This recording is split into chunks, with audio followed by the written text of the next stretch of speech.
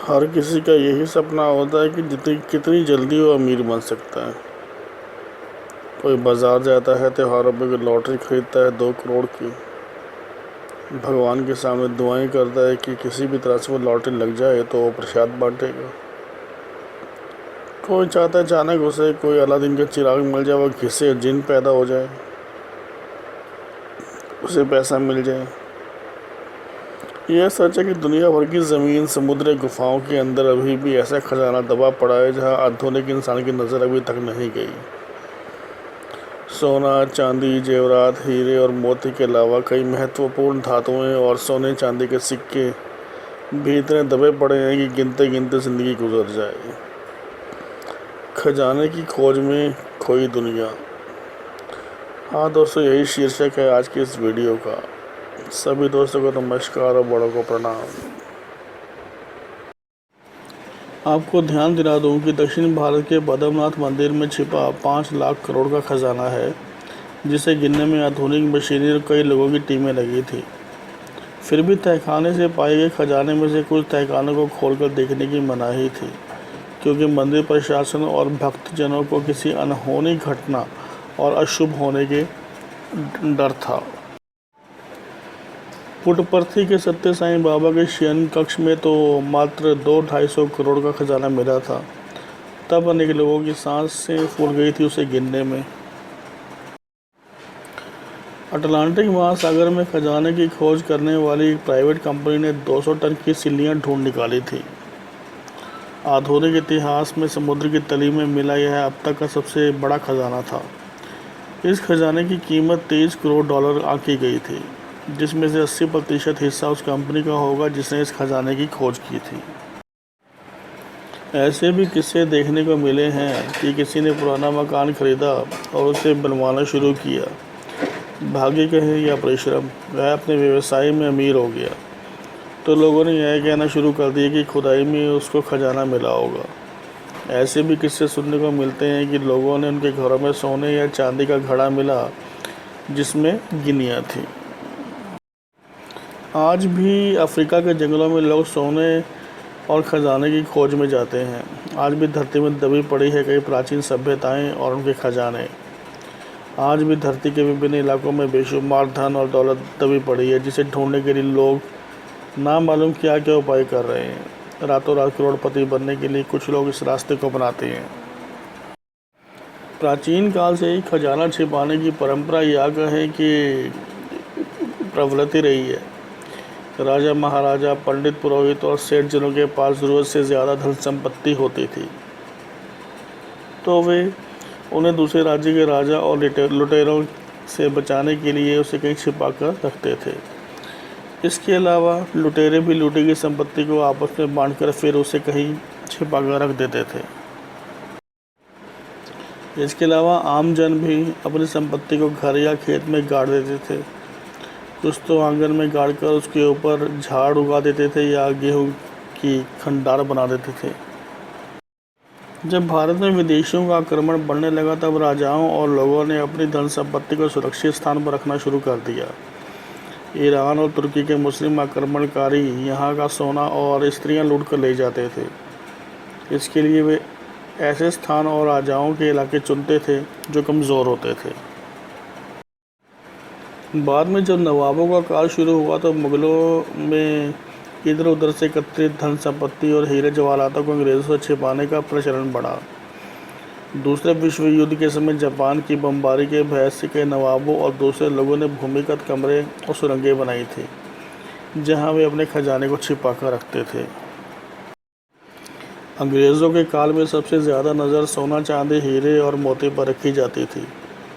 उन्होंने सभी कीमती धातुओं को सरकार की देखरेख में और उसका लेखा जोखा रखने के आदेश दिए थे, जिसके चलते नवाबों और राजाओं सहित सभी ने अपने अपने खजाने को गाड़ना या छिपाना शुरू कर दिया था। राजा तो अपने खजाने को छिपाने के लिए बाकायदा बड़ी बड़ी सुरंगें या तहखाने बनाते थे। कुछ तो लंबी चौड़ी बावड़ियाँ बनाते थे, जिसमें पानी के बहुत अंदर जाने के बाद भी नीचे गुफा या सुरंगों का निर्माण करते थे, जहाँ वे सोना, चांदी और हीरे जवाहरात रखते थे और फिर बाहर से उस सुरंग को बंद कर देते थे। आज भी ऐसी कई बावड़ियाँ हैं जिनके बारे में कोई नहीं जानता। सोचिए, सुनसान और वीरान में बावड़ी की ज़रूरत ही क्या है।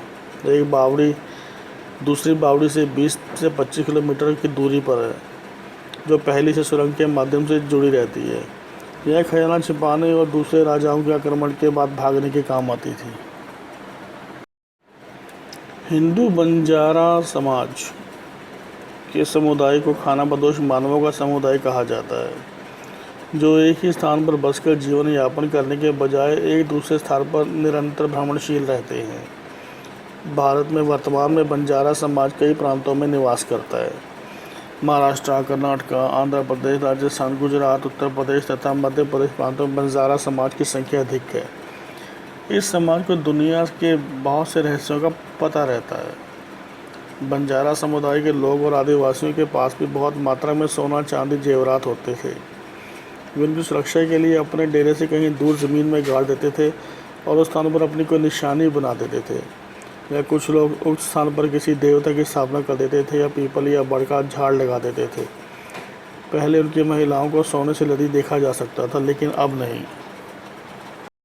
बंजारा या आदिवासी समाज अपने धन को ज़मीन में गाड़ने के बाद उस ज़मीन के आसपास तंत्र मंत्र द्वारा नाग की चौकी या भूत की चौकी बिठा देते थे, जिससे कोई भी उक्त धन को खोदकर प्राप्त नहीं कर पाता था। और जिस किसी को उनके खजाने का पता चल जाता था, वह उसे चोरी करने का प्रयास करता था। उसके सामने नाग या भूत सही होता था। कहते हैं कि पिंडारियों के पास अथाह सोना था, जो उन्होंने व्यापारियों से लूटा था। भारतीय इतिहास की बीती 2 सदियाँ लुटेरे, पिंडारी और ठगों की करतूतों से रंगी हुई है। पिंडारियों का एक बड़ा वर्ग लूटपाट और ठगी करने लगा था। ये ठग पीढ़ी दर पीढ़ी व्यापारियों और यात्रियों के काफिलों को लूटते रहे।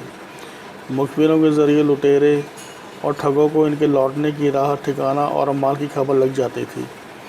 लूटा हुआ सोना, चांदी को ये लोग खेत में, सुनसान जगहों पर या किसी मंदिर के पास गाड़ देते थे। गिनिया, कपड़े और खाने पीने का सामान खुद अपने पास रखते थे। करीब 2 सदी पहले तक ठगों का इतना आतंक था कि अंग्रेज़ों को उनके खात्मे के लिए अलग से दस्ता तैनात करना पड़ा था, जिसका नेतृत्व एक आला अंग्रेज़ अफसर विलियम स्लीमन करते थे। इतिहास में स्लीमन का नाम इसलिए हमेशा याद रखा जाएगा क्योंकि उन्होंने समूचे मध्योत्तर भारत को इन लुटेरों और ठगों के जाल से मुक्ति दिलाई थी। 17वीं सदी के उत्तरार्ध से लेकर 18वीं सदी तक इनका आतंक रहा। खासकर वॉरेन हेस्टिंग्स को तो इनका अंत करने का श्रेय जाता ही है। पहले सिकंदर आया था, फिर चंगेज़ खान, इसके बाद भारत पर पहला मुस्लिम आक्रमणकारी था मोहम्मद बिन कासिम। उसके बाद मुस्लिम आक्रमणकारियों लुटेरों की फ़ौज भारत में घुसी और भारत को तहस नहस कर लूट कर ले गई। कहा जाता है कि सोमनाथ का मंदिर मोहम्मद गजनवी ने लूटा था, उसमें ढेर सारा सोना था। बाबर भी यहाँ लूटने ही आया था। औरंगज़ेब, मोहम्मद गौरी, तैमूर लंग ने लूट के साथ साथ यहाँ के लोगों को जबरन मुसलमान भी बनाया। तो दोस्तों, आज मैंने आपको कई जगहों के उदाहरण दिए हैं कि कहाँ कहाँ खजाना छुपाया जाता था और कहाँ कहाँ आज भी संभावना है। तो सोच क्या रहे हो, चलें ढूंढने। अगर आपको मिले तो बताना ज़रूर। वैसे दोस्तों, मैं आपको सच बता ही देता हूँ, there are no shortcuts to success. सफलता के लिए कोई भी शॉर्टकट नहीं होता, मेहनत करनी पड़ती है, आगे बढ़ना पड़ता है। अगर वीडियो अच्छा लगा हो तो सब्सक्राइब और लाइक ज़रूर करना, और ज्ञानवर्धक लगा हो तो अपने दोस्तों के साथ शेयर भी ज़रूर करना। धन्यवाद दोस्तों।